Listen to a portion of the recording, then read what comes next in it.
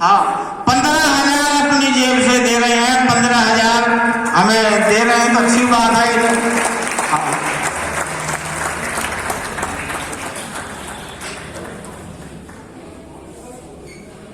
चिरंजीवी जी आए, बलबीर जी, उन्होंने भी 11,000 रुपए हमारे को दिए हैं, हमारे पास जमा कर दिए हैं। बलबीर जी जरा बताते हैं उधर से हाथ खड़ा करके।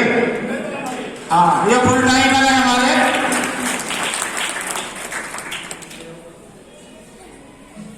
इसका मतलब आप समझ गए होंगे, जो यहाँ इनसे पैसे हमने दिलवाए हैं। दूसरे से हमने पैसे नहीं मांगने लड़ाई में, आपको पे करने पड़ेंगे।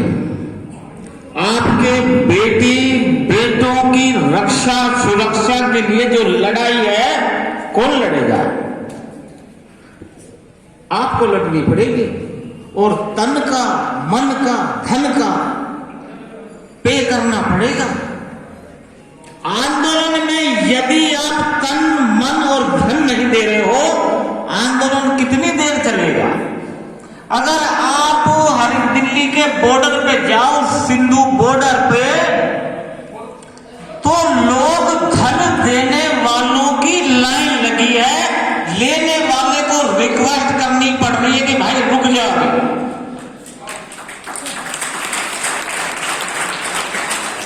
देने वालों की लाइन क्यों लगी है? इसलिए लगी है, ये आंदोलन बनेगा और जीतेंगे तो सब कुछ हमारा है, और आंदोलन यदि हार गए तो सब कुछ जो आज है वो भी हमारा चला जाएगा। इसलिए देने वालों की लाइन लगी हुई है। तो मुझे भी पूरा विश्वास है, ये जो वाल्मीकि जाति भी पैसा देने में पीछे नहीं रहेगी। हम जिसको भी निवेदन करते हैं, पैसा देते हैं, आप लोग भी आर्थिक सहयोग करेंगे उधर, तो ये वो जाति है जिसने राजा हरिश्चंद्र को भी कहते हैं खरीद लिया था।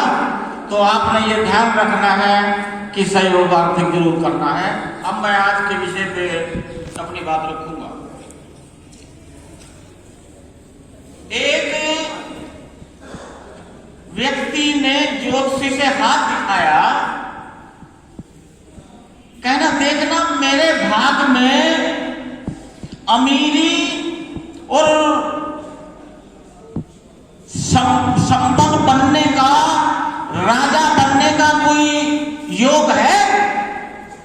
ज्योतिषी ने हाथ देखा, देख के ऐसे करके बताया कि 15 से 20 साल तो दूर दूर दूर तक तेरे भाग में गरीबी गरीबी और गुलामी गुलामी है।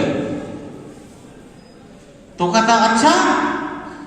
फिर वो कहता तो क्या 15-20 साल के बाद मेरे भाग में अमीरी और शासक बनने का कोई योग बन जाएगा क्या 15-20 साल के बाद? तो फिर ज्योतिषी कहता है नहीं। अरे क्यों? कि 15-20 साल गरीब और गुलामी में गुजारने के बाद तेरे को गरीबी और गुलामी की आदत पड़ जाएगी। फिर तेरे को गरीबी गरीबी नहीं लगेगी और गुलामी गुलामी नहीं लगेगी। आर्यों ने, शासकों ने इस पूरे बहुजन समाज को गरीब और गुलाम बनाकर इस हालत में पहुंचा दिया कि आज इस बहुजन समाज को गरीबी गरीबी नहीं लग रही है और गुलामी गुलामी नहीं लग रही है। राइट और रॉन्ग? तो हम इस समाज को गरीबी से भी और गुलामी से भी निकालने का जन जागरण चला रहे हैं। आज हमने विषय रखा है, उसी विषय पर मैं चर्चा करूंगा कि इस बहुजन समाज को शासक बनाओ, तभी सारी समस्याओं का समाधान होगा। हमने चुनाव नहीं लड़ना, हमने एमएलए एमपी नहीं बनना। कभी आप सोचो कि हम लाइन में है। हमने व्यक्ति को भी एमपी एमएलए नहीं बनाना, समाज को शासक बनाना है। कैसे? जैसे आज 10%, 15% जिनको हम सवर्ण समाज कहते हैं, सारे तो एमपी मंत्री नहीं है, पर सारे क्या मानते हैं कि हम शासक हैं। उदाहरण के लिए उत्तर प्रदेश में जब बहन जी मुख्यमंत्री बनी मायावती जी, तो सारे शेड्यूल्ड कास्टों को, बैकवर्डों को लगने लगा कि हम शासक बन गए हैं। यानी कि व्यक्ति को एमपी एमएलए नहीं, समाज को शासक बनाना है। उस कार्य के लिए हमने आज का विषय यहां पर रखा है। और क्यों रखा है? कल्पना करो, मान लो उत्तर प्रदेश में क्या कि पूरे भारत में आपका शासन होता, उत्तर प्रदेश में आपका शासन होता, आपका सीएम होता, आपका डीएम होता, आपका डीजी एडीजी जो कह रहा था रेप नहीं हुआ है, ऐसे झूठे। अगर आपका शासन होता, आपका डीजी होता, आपका सीएम होता, आपका एसएचओ एसपी होता, तो क्या उस बेटी के साथ ऐसा हो सकता था क्या? ये कह रहा हूं मैं। इसलिए शासक समाज को बनाना है, उसके लिए ये हमने विषय रखा है। तो उसी पे हम चर्चा को आगे बढ़ाते हुए कि जो वर्तमान में जो शासक है, उसने जो गुलाम और गरीबी हमारे दिल और दिमाग में बैठाई है, उसको निकाल कर हमें अपने समाज के दिमाग में, मन में ये शासक बनने की बात बैठानी होगी। तो उसी के लिए जैसे अगर आप पढ़ते होंगे, देखते होंगे, जिसके हम शिकार हैं कि जो स्कूल कॉलेज और विश्वविद्यालय में पढ़ाया जा रहा है और जो समाज के बाहर पढ़ाया जा रहा है, समाज को स्कूल कॉलेज और विश्वविद्यालय में साइंस भी पढ़ाई जाती है। और मैं डीआरडीओ में रहा, आपको बड़े मजे की बात बताऊं कि डीआरडीओ के जो हमारे साइंटिस्ट हैं, तिलक लगाए हुए हैं, जनेऊ पहने हुए हैं, हाथों में राशि की अंगूठी पहन के वैज्ञानिक बढ़िया हो सकते हैं क्या?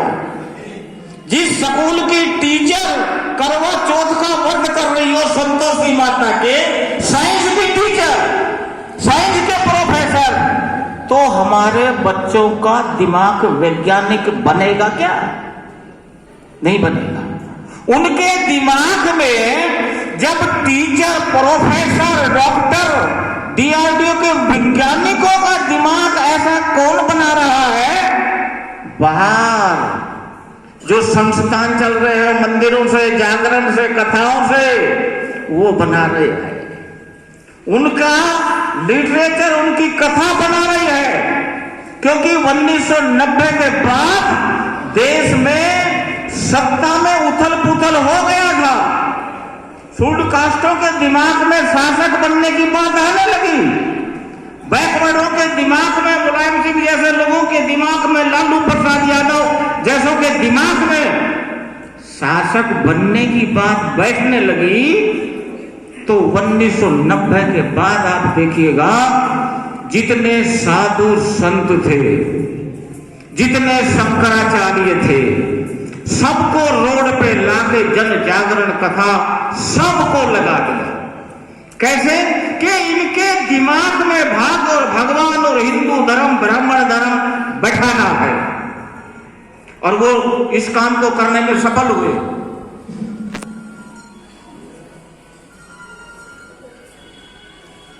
इस काम को करने में सफल हुए। मैं उनके शास्त्रों का एक दो उदाहरण दूं कि जैसे महाभारत है, उसका एक लाइन में निष्कर्ष निकाले, एक लाइन में क्या संदेश है? शूद्र राजा नहीं बन सकता। गीता का एक लाइन में सार, शूद्र को तीनों वर्णों की सेवा करनी चाहिए। रामायण का एक लाइन में सार कि शूद्रकाष्टों को, शूद्रों को ज्ञान का अधिकार नहीं है, ज्ञान का प्रयास करे तो संपूजसों की गर्दन काट दी जाए।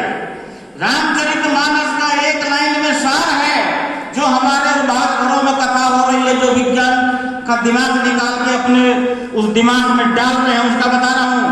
रामचरितमानस कहती है शूद्र, गंवार, ढोर, पशु और नारी ये तारण के अधिकारी, पीटो इनको। वो कह रहे हैं, मनुस्मृति कहती है शूद्र के पास यदि धन हो तो राजा को और ब्राह्मण को लूट लेना चाहिए, शूद्रों के पास धन नहीं रहना चाहिए। पुराण कहता है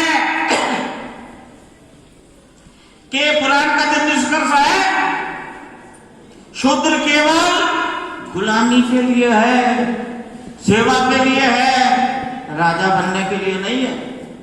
कोई भी कथा, और इससे आगे जाऊं तो बड़ा शर्मनाक है, जिसमें शूद्रों की, महिलाओं की साथ व्यभिचार करना, रेप करना उनके धर्म शास्त्र में है और लिखा कि पुण्य का नाम है, आपको मोक्ष मिलेगा।